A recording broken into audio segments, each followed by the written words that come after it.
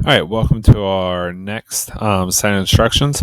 So at this point in time, we have our two signs in that we did. We have the elephant, we have the road, the tree, the eagle. So the next part that we're going to work on is getting the water in place. So when we do the water, what we're going to do is we're going to go up to File, Open, and we're going to grab the boat. So boat, body of water. And this is what we are going to work on. So when I go on here, I'm going to grab actually this whole entire background image and I'm going to drop it in our current picture. And notice that it is huge right now. So what I'm going to do is I'm going to just use my move icon and my layer 8 is selected. And I'm going to drag this down to the boat here. And what I'm going to do up here is I'm actually going to turn the opacity way down. So I'm going to do about 30%, just so I can see the actual road and the mountains, and still be able to actually see a little bit of the actual picture or the actual image. So what I'm going to do now is I'm going to create what's called a clipping mask. And what a clipping mask is it allows me to edit a photograph or get rid of pictures of a photograph without actually damaging the overall picture, because we're actually going to use this picture one more time for the kayak to make the kayak look like it's sitting on top of the water. So I drug this down to the bottom here, and I'm just going to show you. I'm going to make this a little bit brighter, but you can kind of see where the actual water ends on this. So the water ends right where my arrow. So I'm going to grab my arrow right along this little beach edge right here, and I'm going to move it down to meet the top of this road. So, and there we go.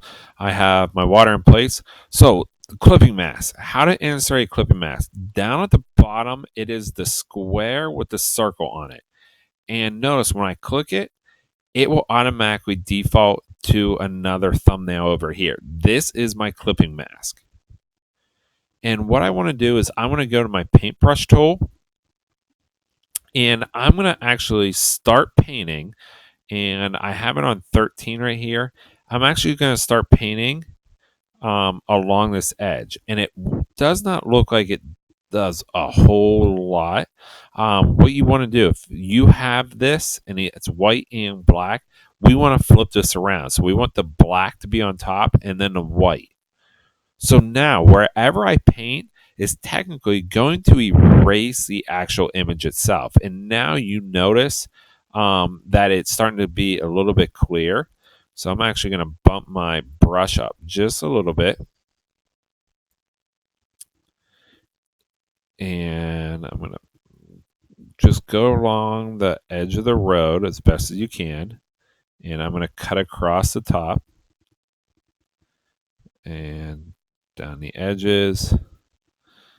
And then once I have the road complete, and I have it outlined here the way I want it, I can go and make my brush a lot bigger. So I'm going to say like 100, and now I can get rid of this. Now, if you want to be able to see where you're painting, and I made the opacity really, really light or down just so I could see the roadway behind it. But since I have the actual road done, if I go and change this opacity up, if I take it back to 100, then I can go and see the actual image that I'm trying to erase. So notice as I am painting over on the right hand side in my layers, you can also notice that in my clipping mask, it is also painting the black ink on it. And again, what a clipping mask does is it allows me to change the effects of an image without damaging it. So you can see on this image over here, my image of my thumbnail is whole. So if I actually right click on this clipping mask and I say delete layer mask, notice my image is all back to normal. Now, if I were to normally paint on this and actually save it without the clipping mask, it would permanently damage that photograph. So again, this just kind of is a cover up. I'm not actually damaging the photograph. I'm just making a kind of erasing over top of it, and I'm leaving it alone. So now I have this here, and I'm going to change my opacity back down. So I want to be able to see the roadway. So I'm going to say 70.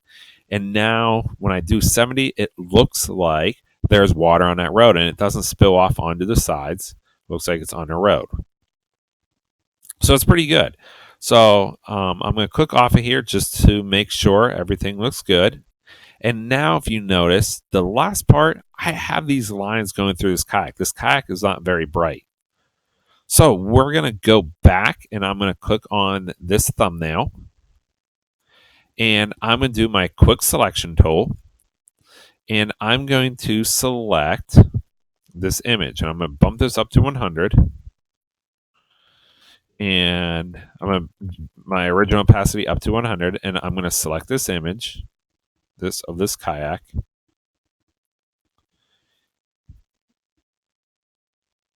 And when I do that, it's going to stay in place. I'm going to go up to Layer, New, Via Copy. So I added that kayak. So you can see that kayak on top of here. And I'm going to leave that as 100. But I'm going to go back down into this layer down here. And I'm going to drop it back down to 70. And now we have that set in place. So I have my kayak. I have the water in my road. Looks pretty good. So the next thing I want to show you is we're going to do the same thing what we just did to these pictures. Because, like I said, if this is a vintage sign, the vintage signs aren't going to have these crisp edges. And remember, when we use the selection tool, we just made a complete square. So we're going to go and actually soften up some of these edges or blur these edges in. So I'm going to go up here. I'm going to find my layers. So I'm going to say layers, and notice this one here is kind of looks like it's tilted off to the side. So I'm going to fix that a little bit. I'm going to go up to Edit, Transform, and Scale. And when I go up, or not scale, sorry, if I go Edit, Transform, Rotate, and notice I get these two little arrows when I go up to the side here, and I can rotate this or I can spin it back and forth. So I'm going to spin it a little bit, kind of like it like that. Green check mark.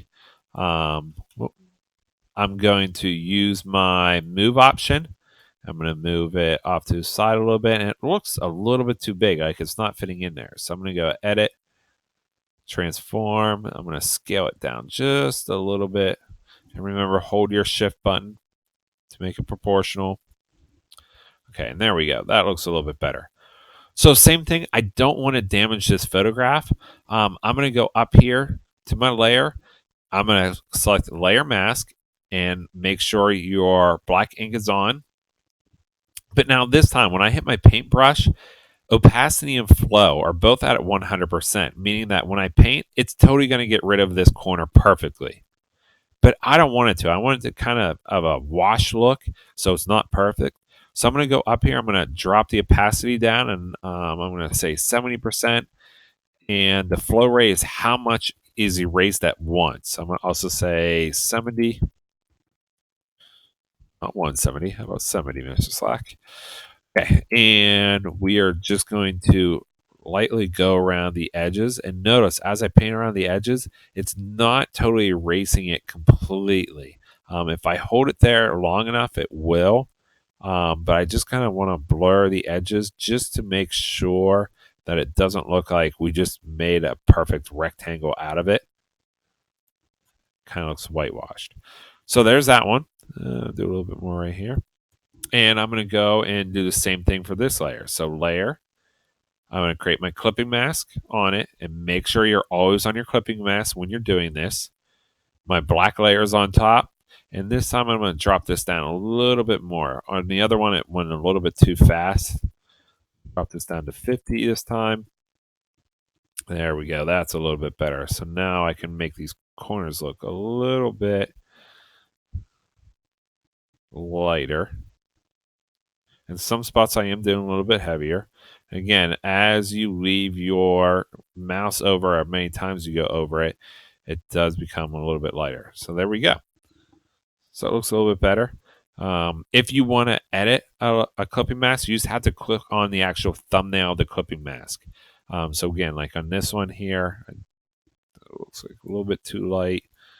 And you can actually go over some of these other pieces. Like this 6 looks really bright.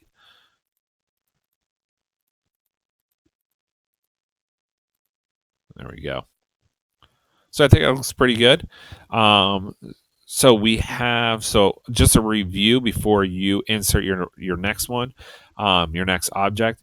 Remember how we use the selection tools, building off the selection tool lesson, to select objects of different pictures and bring them in. When you're on a layer, as a review, to edit or to make a scale, if you go up to edit, transform, and then here's all your different scale options. So right now, we're most likely just going to use the scale and rotate option. We will use the perspective here. I think it's on day number 8. We'll use the perspective on it. But for right now, scale and rotate. Layers, your layers panel. Remember, the top layer is your dominant layer. And if you think about it, there are stacks of paper. Bottom layer, you're not going to see as much unless you have a hole cut out in all of these. But again, this was the layers tutorial. So your last objective is to add one more image in here. I have that iguana already saved in the files. You may use the iguana. If you don't want to use the iguana, that's perfectly fine. You can choose your own. You can put it on the wall. You can put another sign on the wall. Whatever you want. It's just adding one more image to this actual tutorial.